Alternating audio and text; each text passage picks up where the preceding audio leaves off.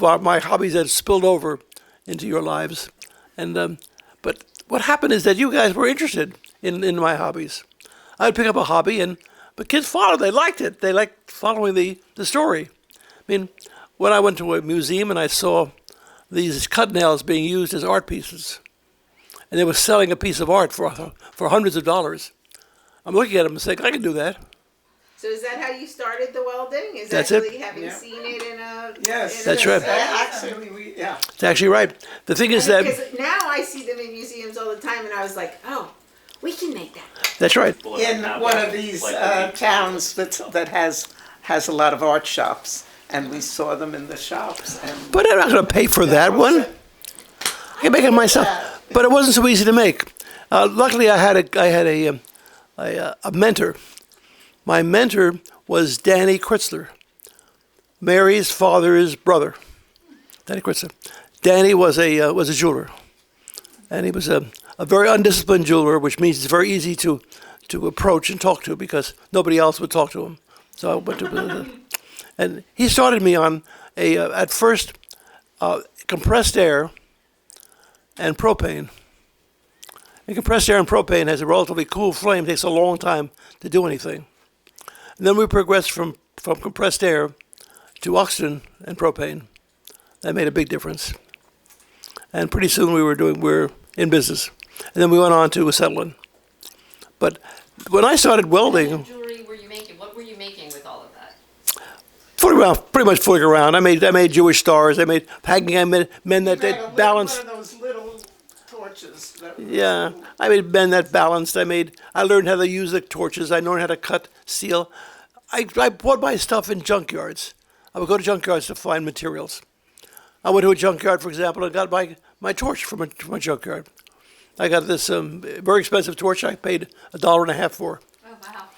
I went to the junkyard and I found an oxygen cutter. It was used to cut I-beams from bridges. It was an enormous thing. And that's a big thing that was brass, everything. How much I said for it? He said, $1. So, and You just want to get rid of them. yeah, because nobody else wants them. So this is how I got my equipment. I learned how to cut steel. I bought steel. Some steel I purchased, but mostly I got at the junkyards. I have a cutter, so that the cutter that I use to cut that would normally cut an I-beam, I used to cut very thin steel with. It's really overkill, and I would cut initials on it. I have a Shalom. Red one, I thought. Yeah, we have that too. Yeah. Did you make this one? Yeah, of course I made it. Was going to make it. Wow. Yeah. That's really cool. Isn't that nice? But I would cut steel. When on Halloween, I take tin cans and make faces in the tin cans and then put a candle in the tin can. And the faces are burned through. So you'd see the candle burning coming through the can. That's awesome. For the synagogue, I made little men that balancing men. And we should sit at fairs. And the balancing men we used to give out as Halloween gifts. Oh, cool. That's awesome. the kids all learned how to do them. The kids did all of these too. Everybody worked on everything. And it was. I would do it first and learn how it worked and make sure that nobody was going to die from it. Is this the one you had a big puzzle? One of the biggest things we made was menorahs. I got into the menorah business. The only problem I had is that making the menorahs, the menorah part of it with the cut nails was relatively easy. I mean, it took a couple of days to make it, but was relatively easy to make. But the candle holders were much more difficult. This is made of steel. Notice that the nails are bent. In order to be able to produce this, I had to make rig jigs to hold the nails while I was working on them.